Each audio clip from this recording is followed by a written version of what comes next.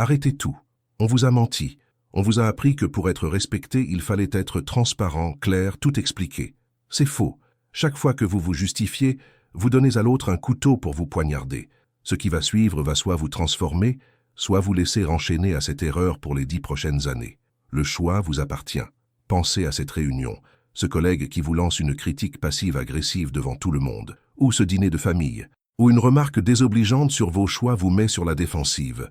Votre cœur s'accélère, votre gorge se serre, votre instinct vous hurle de vous défendre, de clarifier, de prouver votre bonne foi. Et vous le faites.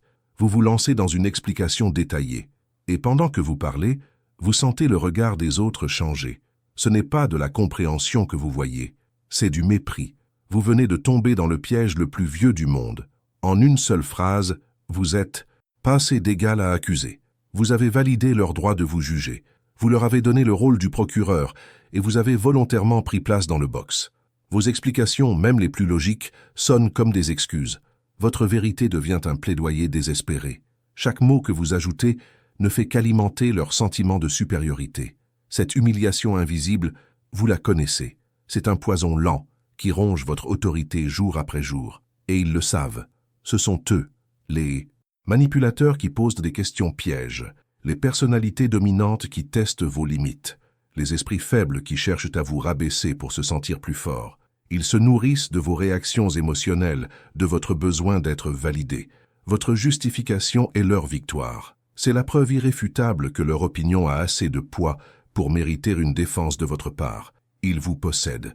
Vous avez été programmé pour jouer un jeu dont on ne vous a jamais expliqué les règles. Un jeu où l'honnêteté est une faiblesse et l'explication une capitulation. Pourtant, vous en voyez d'autres. Ceux qui, par leur simple présence, imposent le silence. Ceux dont on ne remet jamais la parole en question. Ils n'élèvent jamais la voix. Ils ne se justifient jamais. Et pourtant, on les respecte. On les craint presque. Leur calme est une arme. Pourquoi certains sont toujours respectés sans dire un mot alors que vous devenez une cible? La vérité, c'est que vous avez été dressé à perdre. On vous a enseigné que la communication était la clé, que la clarté était une vertu. C'est le plus grand mensonge de votre éducation sociale. La vraie clé n'est pas la communication, c'est le contrôle. Le pouvoir ne réside pas dans ce que vous dites pour vous défendre, mais dans ce que vous retenez pour vous préserver.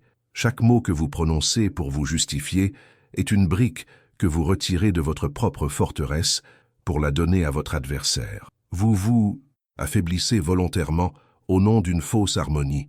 Il est temps de briser ce conditionnement. Nicolas Machiavel l'a compris il y a 5 siècles. Il a observé les princes, les rois et les usurpateurs. Il a vu que ceux qui passaient leur temps à expliquer leurs décisions étaient les premiers à tomber. Un prince qui justifie son pouvoir invite son peuple à le remettre en question. Il transforme une action en un débat.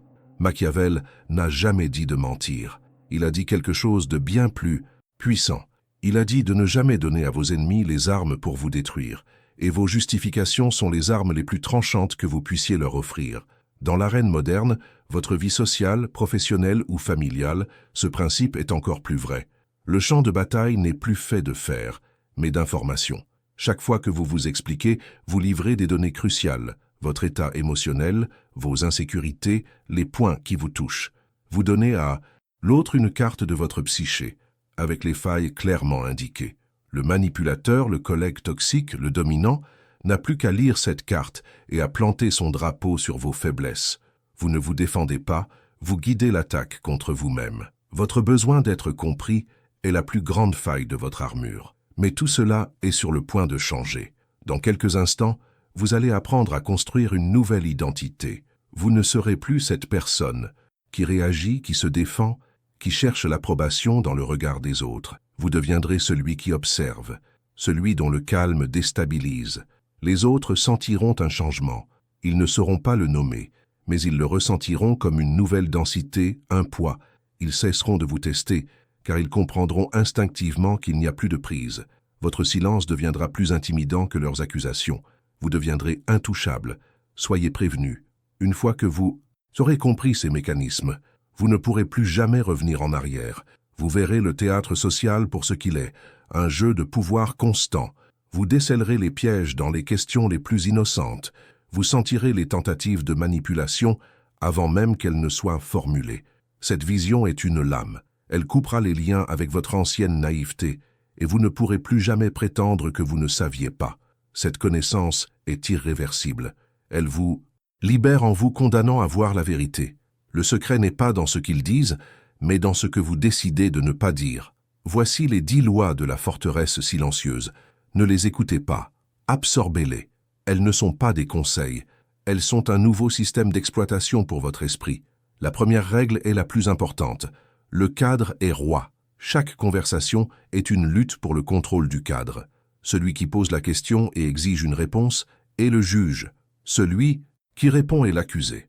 En vous justifiant, vous acceptez ce cadre. Vous validez leur droit de vous interroger, de vous évaluer. C'est une soumission instantanée. Le cerveau humain est paresseux. Il suit toujours le chemin de moindre résistance. En acceptant le rôle de l'accusé, vous donnez à votre interlocuteur un contrôle total sur la dynamique. Il n'a plus rien à faire. Vous travaillez pour lui. Imaginez la scène. Votre supérieur vous lance « Pourquoi ce dossier est encore en retard ?» L'instinct hurle de vous défendre. Les bouchons, l'autre service, le manque de temps. Erreur fatale. Vous venez d'accepter le cadre. Vous êtes en faute. La bonne réponse ignore la prémisse de la question. Ne répondez pas au « pourquoi ». Changez le cadre. Un regard calme et une seule phrase. Concentrons-nous sur la solution pour le finaliser maintenant. Vous venez de passer de l'accusé au leader. Vous n'avez pas expliqué. Vous avez redirigé le pouvoir. Ne jouez jamais sur leur terrain. Bâtissez le vôtre. Le deuxième principe est le silence de gravité. Dans le théâtre social, le silence est un vide, et la nature humaine a horreur du vide. Après une critique, une question piège, une attaque passive-agressive, ne dites rien. Regardez la personne dans les yeux, calmement, pendant 3, 4, 5 secondes. Ces secondes paraîtront une éternité pour elle. Le malaise va monter. Elle a lancé une pierre et attendu l'écho de votre réaction. Mais il n'y a rien. Juste un silence lourd, un silence qui la juge en retour. Son cerveau va paniquer. Elle se sentira obligée de combler ce vide assourdissant. 9 fois sur 10, elle va bafouiller, reformuler, minimiser ses propres propos ou même révéler sa véritable intention. Ce que je voulais dire, c'est que, trop tard, elle vient de se justifier à votre place. Vous n'avez rien fait. Vous avez simplement maîtrisé le silence. Le silence n'est pas une absence de mots, c'est une présence écrasante. Entraînez-vous à tenir ce silence. C'est l'arme la plus puissante de votre arsenal. Votre calme est leur chaos. Troisième loi, l'économie verbale. Moins vous en dites, plus chaque mot pèse. La rareté crée de la valeur. Un flot de paroles est perçu comme de l'anxiété, un besoin de convaincre. Des réponses courtes, précises, définitives, sont perçues comme du pouvoir, de la certitude. Elles coupent court à tout débat. Elles sont des murs contre lesquels les autres ne peuvent pas argumenter. On vous dit « Je ne suis pas du tout d'accord avec ta méthode de travail ». Votre ancien vous se serait lancé dans une longue défense. Le nouveau vous répond par un seul mot, prononcé sur un ton neutre, « Notez, fin de la conversation » ou encore « C'est une option ». Vous n'avez ni validé ni rejeté. Vous avez simplement accusé réception comme un roi recevant une pétition sans importance. Vous avez fermé la porte au débat. Chaque mot que vous ne prononcez pas est une réserve de pouvoir que vous conservez. Pratiquez des réponses de moins de 5 mots. Je vois. Intéressant. Nous verrons. Vous deviendrez une énigme. Et on ne conteste pas les énigmes. On les respecte. Le quatrième principe est une technique de contre-attaque, le miroir inquisiteur. Quand on vous pose une question chargée, n'y répondez jamais directement. Retournez la charge de la preuve en questionnant la question elle-même. Cela force l'autre à justifier sa propre attaque, inversant instantanément la dynamique de pouvoir. Le projecteur qui était sur vous est maintenant braqué sur lui. Il doit expliquer ses motivations, ses sous-entendus. Il est démasqué. Un collègue vous demande devant tout le monde « Tu penses vraiment avoir les épaules pour gérer un projet aussi important ?» L'attaque est claire. Une réponse défensive comme « Oui, j'ai l'expérience pour » est un suicide. Utilisez le miroir, regardez-le et demandez d'une voix calme. C'est une question intéressante. Pourquoi me la poses-tu? Le piège se referme sur lui. Soit il avoue son doute et passe pour quelqu'un de négatif, soit il bat en retraite. Dans les deux cas, vous avez gagné. Ne vous défendez jamais. Interrogez l'intention. Qu'est-ce qui te fait dire ça? Et la phrase qui transforme la proie en chasseur. Cinquième principe. La réponse ultime. L'action. Vos résultats sont votre seule justification valable. Laissez vos actions parler. Les mots peuvent être débattus, les opinions peuvent diverger, mais les faits accomplis sont irréfutables. On doute de votre nouvelle stratégie marketing.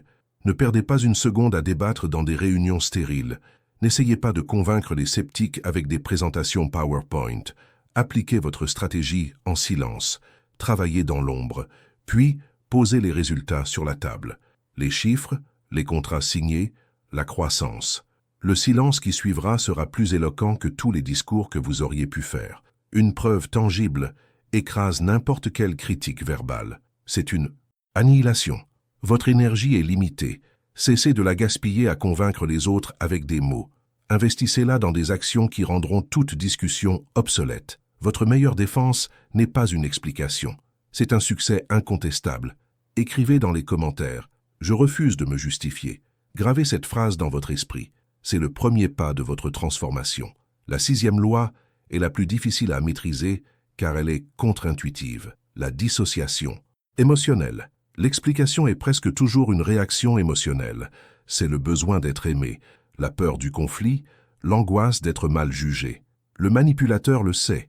Il cherche à provoquer une réaction émotionnelle car vos émotions sont des données. Elles lui indiquent tout frapper. En restant froid, factuel, détaché, vous le privez de toute information. Vous devenez un mur de brouillard. Il ne sait plus si ces attaques vous atteignent. Votre neutralité le déstabilise. Quelqu'un vous se dit avec une charge affective « Ce que tu as fait m'a vraiment blessé ». Répondre avec émotion, c'est entrer dans son jeu. La réponse de pouvoir est calme, presque clinique. « Je comprends ton point de vue ». Cette phrase est une merveille stratégique. Elle valide leur droit à ressentir une émotion, mais elle ne valide pas le fond de leur accusation. Vous n'êtes pas d'accord, vous n'êtes pas désolé. Vous avez simplement constaté leur état. Vous restez souverain, intouchable. Respirez avant de parler. Ne réagissez jamais. Répondez. Le principe suivant est le plus simple, mais une fois que vous l'aurez appliqué, vous réaliserez que 90% des conflits que vous subissez sont de votre faute. Et vous ne pourrez plus jamais l'ignorer. C'est la 7e loi, la souveraineté du non. Un non est une phrase complète. Il n'a pas besoin de justification. C'est une décision, pas le début d'une négociation. Chaque fois que vous justifiez un refus, vous l'affaiblissez. Vous dites « Non, je ne peux pas t'aider ce week-end parce que je dois voir ma famille ». Vous venez de donner à l'autre une cible. Il va attaquer votre justification. « Oh, mais tu peux les voir dimanche, j'ai juste besoin de toi samedi matin ». Vous êtes piégé. Un non pur est une barrière infranchissable. « Peux-tu me rendre ce service ?» Réponse sur un ton calme mais ferme. « Non, ce ne sera pas possible. » Puis, le silence. Ne rajoutez rien, absolument rien. L'autre sera décontenancé. Il attendait une excuse à contourner, mais il n'y a rien. Juste un mur. Votre non n'est pas une opinion. C'est un décret. 8e principe. L'affirmation par l'identité. C'est une stratégie de niveau supérieur. Ne justifiez jamais une action par sa logique, mais affirmez-la comme une extension de qui vous êtes. On ne peut pas débattre de l'identité de quelqu'un. C'est une position de pouvoir absolu. On vous demande « Pourquoi lis-tu ce genre de livre sur le pouvoir et la stratégie ?» C'est un peu sombre, non? L'explication logique serait de défendre les mérites de Machiavel. Faiblesse. La réponse identitaire est « Parce que c'est le genre de personne que je suis ». C'est indiscutable. Vous ne demandez pas la permission, vous ne cherchez pas l'approbation. Vous énoncez un fait. Pourquoi prends-tu toujours ce chemin pour rentrer? Parce que c'est mon chemin. Pourquoi ne sors-tu jamais le vendredi soir? Parce que ce n'est pas ce que je fais. Ancrez vos actions dans votre être, pas dans vos raisons. Vos raisons peuvent être attaquées. Votre être est une forteresse. La 9e loi est l'art de l'ambiguïté calculée. Ne soyez jamais un livre ouvert. La transparence totale est une invitation à la manipulation. Laissez toujours une part de vos intentions, de vos pensées, de vos projets dans l'ombre. L'esprit humain déteste l'incertitude et le vide. En restant volontairement ambigu, vous forcez les autres à dépenser leur précieuse énergie mentale, à essayer de vous déchiffrer, de combler les blancs. Pendant qu'ils s'épuisent en conjectures, vous conservez votre énergie et votre avantage stratégique. Au bureau, lors d'une discussion sur un projet sensible, on vous demande votre position. Une réponse tranchée, vous crée des alliés et des ennemis. La réponse de pouvoir est ambiguë. C'est un dossier complexe, avec de nombreux paramètres à considérer. Il faut une analyse approfondie. Vous n'avez rien dit, vous n'avez pris aucun risque, mais vous êtes perçu comme quelqu'un de réfléchi, de prudent. Maîtrisez les phrases qui ouvrent des possibilités sans jamais en fermer aucune. Votre imprévisibilité est un bouclier. Enfin, le 10e principe, une lame subtile, la validation négative. Parfois, la meilleure façon de neutraliser une critique n'est pas de l'ignorer, mais de la valider de manière minimale, froide et désengageante. Une attaque verbale attend une défense ou une contre-attaque. C'est le carburant du conflit. En offrant une validation factuelle, vous court-circuitez cette boucle. L'agresseur se retrouve désarmé, son élan brisé. Votre collègue vous lance d'un air suffisant « Ton travail sur ce rapport était vraiment médiocre ». Votre instinct crie à la révolte. Ignorez-le. Regardez-le droit dans les yeux avec un calme olympien et répondez sur un ton neutre « C'est une perspective ». Ou encore « Je prends note de ton retour ». Vous venez d'accuser réception de son opinion sans jamais valider son contenu. Vous lui avez que retiré le plaisir de votre réaction émotionnelle. Son attaque s'est dissoute dans votre calme. La critique n'a de pouvoir que si vous lui en donnez. Accusez réception, mais n'intériorisez jamais. Compris est une réponse complète qui met fin à tout. Vous pensez que ces 10 lois sont des armes. Vous vous trompez. Ce ne sont que les outils pour forger la seule arme qui compte. Vous. Le vous qui émerge lorsque le besoin de validation s'éteint. Votre silence n'est plus une absence de mots. C'est la présence d'un pouvoir souverain. Votre calme n'est plus une posture, c'est une déclaration de supériorité. Vous n'avez pas appris des techniques. Vous avez réveillé une nouvelle identité, celle qui observe le jeu depuis le trône et non plus depuis le box des accusés. Autour de vous, l'atmosphère change. Ils sentent la différence. Ils vous lancent les mêmes pics, les mêmes questions chargées, mais leurs hameçons glissent sur votre armure de glace. Leur confusion est palpable. Ils s'attendaient à une réaction, à une justification, à une faille émotionnelle à exploiter. À la place, ils font face à un miroir qui leur renvoie leur propre agitation, leur propre besoin de vous diminuer. Le respect qu'ils vous portent change de nature. Ce n'est plus de la sympathie, c'est de la crainte.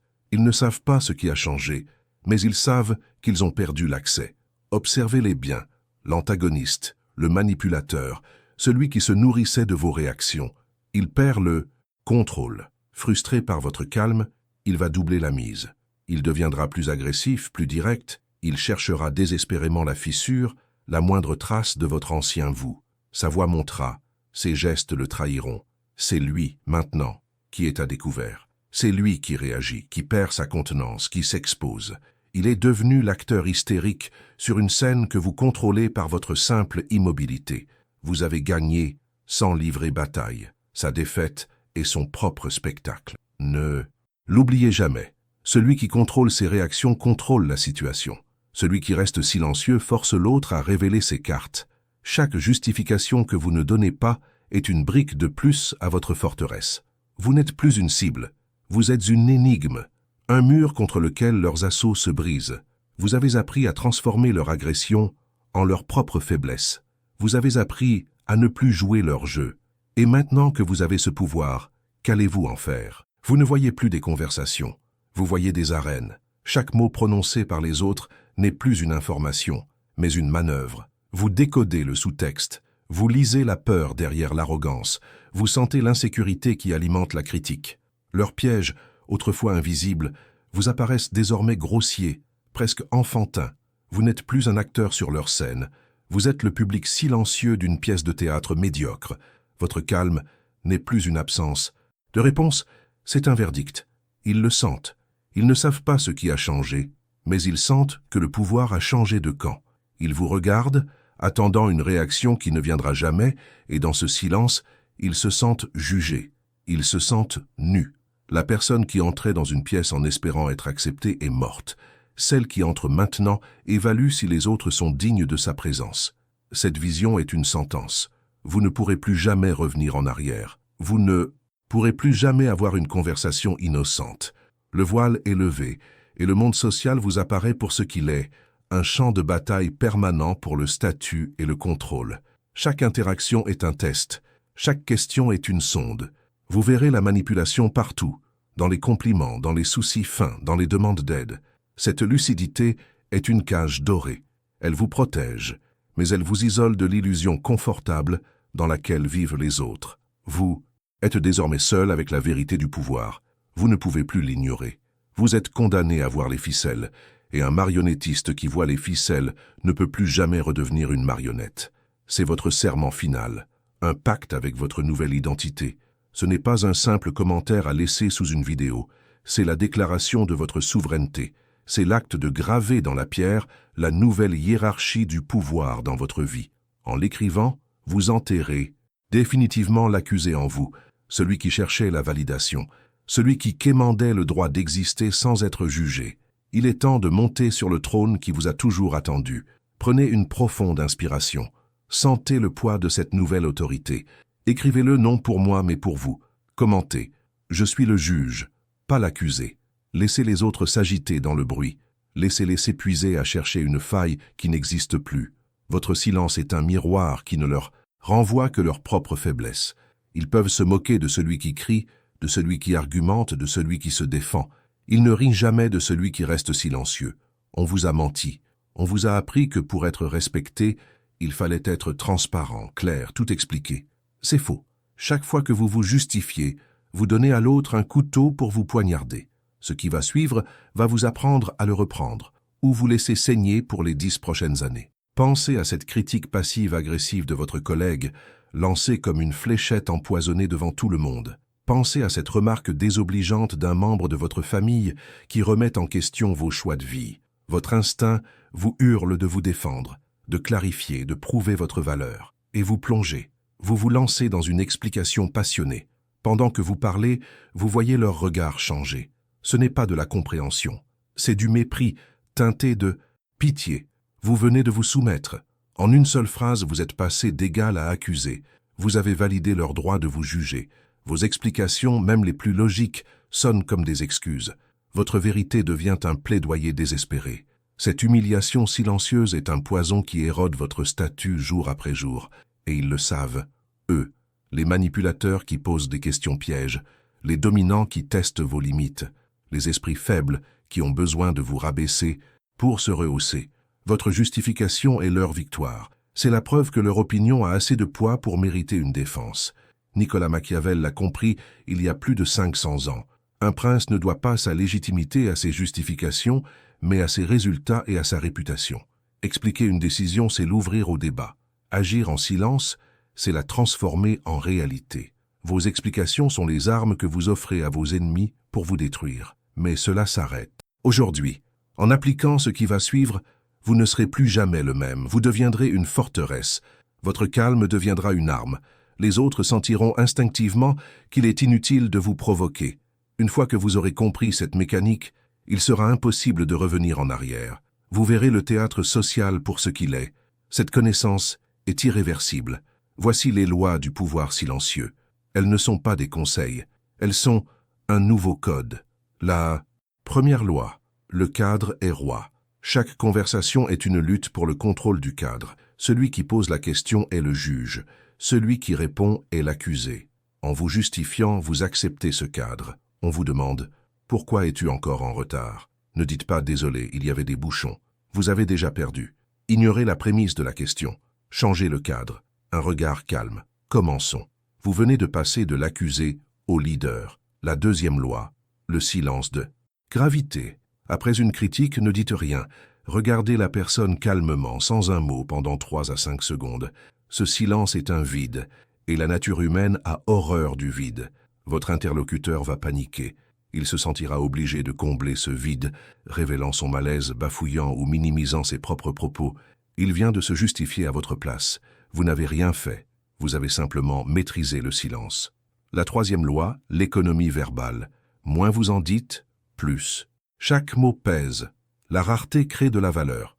On vous dit « Je ne suis pas d'accord avec ta méthode ». Votre ancien vous se serait lancé dans une longue défense. Le nouveau vous répond par un seul mot, sur un ton neutre. Notez, fin de la discussion. Ou encore, c'est une option. Vous n'avez ni validé ni rejeté. Vous avez fermé la porte au débat.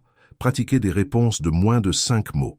Vous deviendrez une énigme, et on ne conteste pas les énigmes. La quatrième loi, le miroir. Inquisiteur, ne répondez jamais à une question piège. Retournez la charge de la preuve en questionnant la question elle-même. Tu penses vraiment être capable de gérer ce projet? Une réponse défensive est un suicide. Utilisez le miroir. D'une voix calme, « Question intéressante, pourquoi me la poses-tu » Le piège se referme sur lui. Soit il avoue son doute et passe pour un saboteur, soit il bat en retraite. Vous avez gagné. Ne vous défendez jamais. Interrogez l'intention. La 5e loi.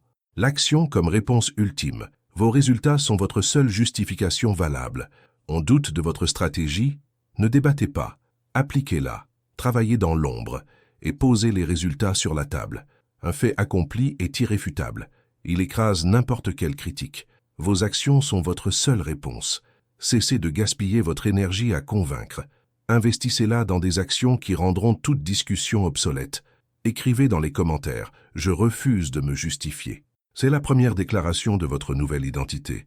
La 6e loi, la dissociation émotionnelle. L'explication est une réaction émotionnelle. C'est la peur du conflit, le besoin de plaire. Le manipulateur cherche cette réaction. Vos émotions sont des données qu'il utilise contre vous. Restez factuel, détaché. Ce que tu as fait m'a vraiment déçu. Répondez sur un ton calme, presque clinique. Je comprends ton point de vue.